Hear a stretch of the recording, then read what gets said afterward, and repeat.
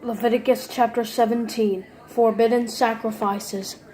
The Lord spoke to Moses, "Speak to Aaron, his sons, and all the Israelites, and tell them, this is what the Lord has commanded. Anyone from the house of Israel who slaughters an ox, sheep, or goat in the camp, or slaughters it outside the camp, instead of bringing it to the entrance to the tent of meeting to present it as an offering to the Lord before his tabernacle, that person will be considered guilty. He has shed blood and must be cut off from his people. This is so the Israelites will bring to the Lord the sacrifices they have been offering in the open country. They are to bring them to the priest at the entrance to the tent of meeting and offer them as a fellowship sacrifices to the Lord.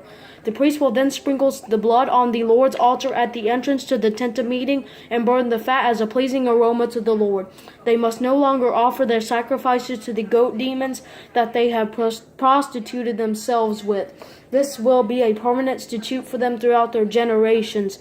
Say to them, anyone from the house of Israel or from the foreigners who live among them who offers a burnt offering or a sacrifice but does not bring it to the entrance to the tent of meeting to sacrifice it to the Lord, that person must be cut off from his people. Eating blood and carcasses prohibited.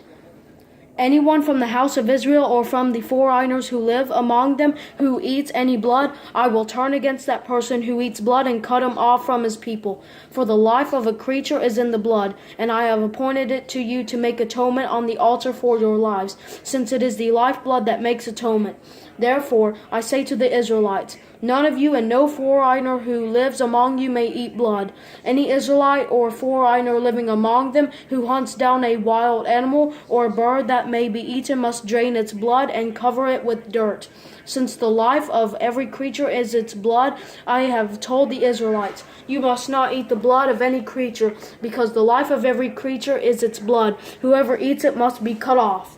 Every person, whether the native or the foreigner, who eats an animal that died a natural death or was mauled by wild beasts, is to wash his clothes and bathe with water, and he will remain unclean until evening. Then he will be clean. But if he does not wash his clothes and bathe with himself, he will bear his punishment.